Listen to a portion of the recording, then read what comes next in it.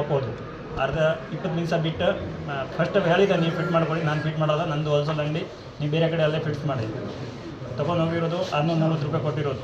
ಅದು mobile Samsung ಒಪ್ಪೋದು display ತೊಗೊಂಡು ಹೋಗಿರೋದು. ಆಮೇಲೆ ವಾಪಸ್ ಬಂದಿದ್ದು ಅದು ಸೂಟ್ ಆಗೋಲ್ಲ, ನಾನು ಹೇಳಿರೋದು ನೀವು ತೊಗೊಂಡು ಹೋಗಿರೋದು ಒಪ್ಪೋದು, ಅದು ಸ್ಯಾಮ್ಸಂಗ್ದು ಮೊಬೈಲ್, ಅದರದ್ದು 100 ರೂಪಾಯಿ ಎಕ್ಸ್ಟ್ರಾ ಆಗುತ್ತೆ. 100 ರೂಪಾಯಿ ಕೊಡಿ, ನಾನು ಡಿಸ್ಪ್ಲೇ ಬೇರೆ ಕೊಡ್ತೀನಿ ಸ್ಯಾಮ್ಸಂಗ್ದು, ಅಥವಾ ನಿಮ್ಮದು ದುಡ್ಡು ವೇಸ್ಟ್ ಕೊಟ್ಟಿರೋದು ನೀವು ಡಿಸ್ಪ್ಲೇ ನಂದು ಕೊಟ್ಬಿಡಿ, ನಿಮ್ಮದು ದುಡ್ಡು ವಾಪಸ್ ತೊಗೊಂಡೋಗಿ, ನಾನು ದುಡ್ಡು ವಾಪಸ್ ಕೊಟ್ಟಿರೋದು. ಇಲ್ಲ ನೀವು ಕೊಡಲೇಬೇಕಾಗತ್ತೆ, ಬೇರೆ ಕಡೆಯಿಂದ ನೀವು ಬಂದಿರೋದು, ಹಂಗೆ ಮಾಡ್ತೀನಿ ನಾನು ಬರಲ್ಲ ಭಯ್ಯ, 100 ರೂಪಾಯಿ ಬೇಕು ಕೊಟ್ಟಿದ್ದೆ ಅಂತ ಮಾತ್ರ ಕೊಡ್ತೀನಿ, ಅಥವಾ ನೀವು ಬೆಳಗ್ಗೆ ತೊಗೊಂಡೋಗಿ ಹಂಗೆ ಹೇಳಿರೋದು, ಬೇರೆ ಏನು ಹೇಳಲಿಲ್ಲ. 100 ರೂಪಾಯಿ ಅದರದ್ದು ದುಡ್ಡು ಎಷ್ಟು ಕೊಟ್ಟಿರೋದು, 640 ರೂಪಾಯಿ ನಾನು ವಾಪಸ್ಸೇ ಕೊಟ್ಟಿರೋದು. ಆಮೇಲೆ ನನ್ನ ಏನು ಮಾತಾಡಲಿಲ್ಲ, ಸುಮ್ಮನೆ ಹಂಗೆ ಆಯಿತು, ಅಂಗಡಿಯಲ್ಲಿ ಬಂದಿದೆ ಇಲ್ಲಿ ಹಾಕಾಕೆ ಬಂದಿರೋದು, ಚಾಕು ಅಥವಾ ಏನಾಯಿತು ಅದು ನಾನು ನೋಡಲಿಲ್ಲ, ಅಂಗಡಿಯಿಂದ ಇಲ್ಲಿ ಹಾಕಿರೋದು. ಅದು ಮುಂಚೆ 4 ದಿವಸ ಮುಂಚೆ ಬೇರೆ ಅಂಗಡಿಗೆ ಈ ಥರ ಮಾಡಿರೋದು ಅವರು ಸ್ಯಾಮ್ ಒಂದೇ ಜನ ವಿಕ್ರಮ್ ಚೌಧರಿ. ಇರ್ತಕ್ಕಂಥ ಏನು ಸಂತೆ ಮೈದಾನ ಬಳಿ ವಿಕ್ರಮ್ ಅಂತ ಅಂಗಡಿ ಮಾಲೀಕರಿರ್ತಾರೆ. ಅಲ್ಲಿ ಡಿಸ್ಪ್ಲೇ ಹಾಕ್ಸಕ್ಕೆ ಹೋದಂಥ ಅನ್ಯಕೋಮಿನ ಯುವಕ ಗಾಂಜಾ ಮತ್ತಿನಲ್ಲಿ ಡಿಸ್ಪ್ಲೇ ಹಣ ಎಷ್ಟು ಅಂತ ಕೇಳಿರ್ತಾನೆ, 400 ರೂಪಾಯಿ ಅಂತ ಹೇಳಿರ್ತಾರೆ. ಅದಕ್ಕೆ 100 ರೂಪಾಯಿ ಜಾಸ್ತಿ ಕೇಳಿದ್ರು ಅಂತೇಳಿ ಅವನು ಹಲ್ಲೆ ಮಾಡಿ ಕೊಲೆ ಮಾಡೋದಕ್ಕೆ ಹೋಗಿರ್ತಾನೆ ಚಾಕುವಲ್ಲಿ. ಸ್ವಲ್ಪ ಮಿಸ್ ಆಗಿ ತಲೆಗೆ ಬಿದ್ದಿದೆ. ಅದು ಸ್ವಲ್ಪ ಏನಾರು ಹೆಚ್ಚು ಕಮ್ಮಿ ಆಗಿದ್ರೆ ಅವರು ಹತ್ಯೆ ಆಗಬೇಕಿತ್ತು. ಅವರು ಕೆಲವು ಸಂಘ ಪರಿವಾರ ಜೊತೆ ಗುರುತಿಸ್ಕೊಂಡಿದ್ದು ಅನ್ನೋ ಕಾರಣಕ್ಕೋಸ್ಕರ ಆ ಯುವಕ ಅವ್ರ ಮೇಲೆ ಹಲ್ಲೆ ಮಾಡೋಕ್ಕೆ ಹೋಗ್ತೀನಿ. ಇವತ್ತು ರಾಜ್ಯದಲ್ಲಿ ಎಲ್ಲೆಡೆ ನೋಡ್ತಿದ್ದೀವಿ, ಬಾಗಲಕೋಟೆ ಆಗಿರ್ಬೋದು, ಬೆಂಗಳೂರು ಆಗಿರ್ಬೋದು, ಕೊಡಗು ಆಗಿರ್ಬೋದು, ಇಲ್ಲೆಲ್ಲ ಅನ್ಯಕೋಮಿನವರು ಹಿಂದೂಗಳ ಮೇಲೆ ದಾಳಿ ಮಾಡೋದಕ್ಕೆ ಮುಂದಾಗ್ತಿದ್ದಾರೆ. ಇದಕ್ಕೆ ಇಡೀ ಹಿಂದೂ ಸಮಾಜ ಉತ್ತರ ಕೊಡಬೇಕು. ಈ ಚಿತ್ರದುರ್ಗದಲ್ಲಿ ಇದನ್ನು ಹೊಸದಲ್ಲ, ಅನೇಕರು ಗಾಂಜಾ ಮತ್ತಲ್ಲಿ ಹಿಂದೂಗಳ ಮೇಲೆ ದಾಳಿ ಮಾಡ್ತಕ್ಕಂಥವ್ರು ಎದುರಿಸ್ತಕ್ಕಂಥ ಕೆಲಸ ನಡೀತಾ ಇದೆ. ಈ ಕೂಡಲೇ ಪೊಲೀಸ್ ಇಲಾಖೆ ಅವ್ರನ್ನ ಬಂಧಿಸಿ ಇಂಥವ್ರಿಗೆ ಶಿಕ್ಷೆ ಕೊಡಬೇಕು. ಈ ಗಾಂಜಾ ಮುಕ್ತ ಚಿತ್ರದುರ್ಗ ಜಿಲ್ಲೆ ಆಗಬೇಕು. ಮತ್ತು ಈ ರೀತಿ ಏನಾದ್ರು ಮುಂದುವರಿಯಿತು ಅಂತಂದರೆ ನಾಳೆ ಚಿತ್ರದುರ್ಗ ಜಿಲ್ಲೆ ಬಂದಿ ಕೊರೆ ಕೊಡ್ತೀವಿ, ಇಡೀ ಹಿಂದೂ ಸಮಾಜ ಶಕ್ತಿ ಏನಾದರೂ ತೋರಿಸಬೇಕಾಗುತ್ತೆ ಅಂತೇಳಿ ಮಾಧ್ಯಮ ಮುಖಾಂತರ ತಿಳಿಸ್ತಾ ಇದ್ದೀವಿ.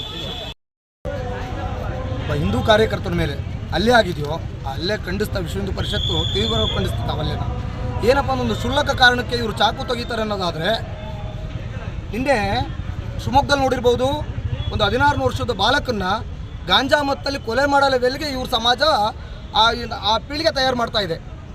ಇದಕ್ಕೆಲ್ಲ ಹಿಂದೂ ಸಮಾಜ ಇದ್ರಲ್ಲ, ಇದಕ್ಕೆ ತಕ್ಕಂಥ ಉತ್ತರ ನಾವು ಕೊಟ್ಟೇ ಕೊಡ್ತೀವಿ. ಇವತ್ತು ಚಿತ್ರದುರ್ಗದಲ್ಲಿ ನಡೆದಂಥದ್ದು ನಾಳೆ ಇನ್ನೊಂದು ಅಂಗಡಿಯಲ್ಲೂ ಆಗುತ್ತದು, ನಾಳೆ ಇನ್ನೊಂದು ಡಿಸ್ಟಿಕ್ಕಿಗೂ ಆಗುತ್ತೆ. ಹಾಗಾಗಿ ಸರ್ಕಾರ ಅವ್ರನ್ನ ಓಲೈಸೋದು ಬಿಟ್ಟು ಅವ್ರನ್ನ ಅರೆಸ್ಟ್ ಮಾಡಬೇಕು, ಅವ್ರಿಗೆ ಸರಿಯಾದ ಬುದ್ಧಿ ಕಲಿಸದೆ ಹೋದರೆ ವಿಶ್ವ ಹಿಂದೂ ಪರಿಷತ್, ಬಜರಂಗ ದಳ ಮತ್ತು ಹಿಂದೂ ಸಮಾಜದ ಜೊತೆಗೂಡಿ ನಾಳೆ ಚಿತ್ರದುರ್ಗಕ್ಕೆ ಬಂದು ಕರೆ ಕೊಡಲಿಕ್ಕೂ ನಾವು ತಯಾರಿದ್ದೀವಿ. ಇವತ್ತು ಪೊಲೀಸ್ ಇಲಾಖೆ ಮೇಲೆ ನಮ್ಮ ಸಂಪೂರ್ಣವಾದ ನಂಬಿಕೆ ಇದೆ. ಇವತ್ತು ಅವ್ರನ್ನ ಬಂಧಿಸಬೇಕು, ಬಂಧಿಸ್ತಾರೆ ಅನ್ನೋ ನಂಬಿಕೆ ಇದೆ. ಮಾಡಿರೋದು ಮುಸಲ್ಮಾನ್ರೆ ಎಲ್ಲಿ ಯಾರು ಪ್ರತ್ಯೇಕವಾಗಿ ಹೇಳೋಂಥ ವಿಷಯನೇ ಇಲ್ಲ, ಅವರೇ ಮಾಡ್ತಿರೋದು. ಇವಾಗ ಏನೊಂದು ಅಪ್ರಾಪ್ತರು ಅನ್ನೋದೊಂದು ಹೊಸದು ಟ್ಯಾಗ್ಲೈನ್ ಕೊಡ್ತಿದ್ದಾರೆ ಅವ್ರಿಗೆ. 16 ರಿಂದ 18 ವರ್ಷದ ಹುಡುಗರನ್ನ ಬಳಸ್ಕೊಳ್ತಿದ್ದಾರೆ. ಇಂಥ ಕೃತ್ಯಗಳಿಗೆ ಕರೆಕ್ಟಾಗಿ ಅವ್ರನ್ನೇ ಬಳಸ್ಕೊಳ್ತಿರೋದು.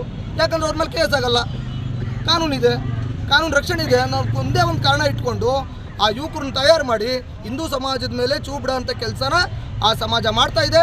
ಇದಕ್ಕೆ ತಕ್ಕ ಪ್ರತಿಫಲನ ಆ ಸಮಾಜಕ್ಕೆ ಪ್ರತಿಫಲ ಅನುಭವಿಸ್ತದೆ. ಹಿಂದೂ ಸಮಾಜ ಆ ಸಮಾಜಕ್ಕೆ ಉತ್ತರ ಕೊಡೋಂಥ ಕೆಲಸ ನಾವು ಮಾಡ್ತೀವಿ. ಅದು ಕೂಡಲೇ ಏನು ಗಲಭೆ ಆಗ್ತಿದೆಯೋ ಕರ್ನಾಟಕದಾದ್ಯಂತ ಅದನ್ನೆಲ್ಲ ನಿಲ್ಲಿಸಬೇಕು. ಅವ್ರಿಗೆ ಓಲೈಕೆ ಮಾಡ್ಕೊಳ್ಳೋದು ಕಡಿಮೆ ಮಾಡಬೇಕು. ಹಿಂದೂ ಸಮಾಜಕ್ಕೆ ನ್ಯಾಯ ಕೊಡಿಸೋಂಥ ಕೆಲಸನ ಈ ಸರ್ಕಾರ ಮಾಡಬೇಕು ಅಂತ ಕೇಳ್ಕೊಡ್ತೀನಿ. ಸರ್ಕಾರ 11:30-12 ಗಂಟೆ ಮಧ್ಯದಲ್ಲಿ ಟೌನ್ PS ಲಿಮಿಟ್ಸ್ ಸಂತೆಹೊಂಡ ಏರಿಯಾದಲ್ಲಿ ಒಂದು ಘಟನೆ ನಡೆದಿತ್ತು. ಅಲ್ಲಿ ಒಂದು ಮೊಬೈಲ್ ಅಂಗಡಿಯಲ್ಲಿ ಒಬ್ಬ ವ್ಯಕ್ತಿ ಮೊಬೈಲ್ ಸ್ಕ್ರೀನ್ ಗಾರ್ಡ್ ಹಾಕೊಳ್ಳೋಕ್ಕೆ ಬಂದು ಒಂದು ಗಲಾಟೆ ಮಾಡಿ ಸಣ್ಣ ಚಾಕುನಿಂದ ಮೊಬೈಲ್ ಶಾಪ್ ಓನರ್ನ ಚುಚ್ಚಿದ್ದಾರೆ. ಸ್ಟ್ಯಾಬಿಂಗ್ ಇನ್ಸಿಡೆಂಟ್ ಆಯಿತು. ಸೊ ವಿಕ್ಟಿಮ್ ಬಂದುಬಿಟ್ಟು ವಿಕ್ರಮ್ ಅಂತ ಹೇಳಿ, ಇಲ್ಲೇ ಚಿತ್ರದುರ್ಗ ರೆಸಿಡೆಂಟ್. ಸೊ ಅವರಿಗೆ ಸ್ವಲ್ಪ ಗಾಯ ಆಗಿತ್ತು. ಅವ್ರನ್ನ ಚಿತ್ರದುರ್ಗ ಗೌರ್ಮೆಂಟ್ ಹಾಸ್ಪಿಟಲ್ಗೆ ಅಡ್ಮಿಟ್ ಮಾಡಿದ್ರು. ಇವಾಗ ಅವ್ರಿಗೇನು ಸಮಸ್ಯೆ ಇಲ್ಲ, ಡಾಕ್ಟ್ರು ನಾವು ಮಾತಾಡಿದ್ವಿ. ಸೊ ಈ ಘಟನೆಗೆ ಸಂಬಂಧಪಟ್ಟಂತೆ ನಾವು FIR ಮಾಡ್ತಾಯಿದ್ದೀವಿ ಟೌನ್ ಲಿಮಿಟ್ಸಲ್ಲಿ. ಮತ್ತು ಆರೋಪಿ ಯಾರಿದ್ದಾರೆ ಅವ್ರನ್ನ ಬೇಗನೆ ಪತ್ತೆ ಮಾಡಿ ಅರೆಸ್ಟ್ ಮಾಡಿ ಮುಂದಿನ ಡೀಟೇಲ್ಸನ್ನು ಶೇರ್ ಮಾಡ್ತೀವಿ. ಆರೋಪಿ ಯಾರು ಅಂತ ಗೊತ್ತಾಗಿದೆ? ಆರೋಪಿ ಅವರು CC ಫುಟೇಜ್ ನೋಡಿ ಐಡೆಂಟಿಫೈ ಮಾಡಿದ್ದಾರೆ.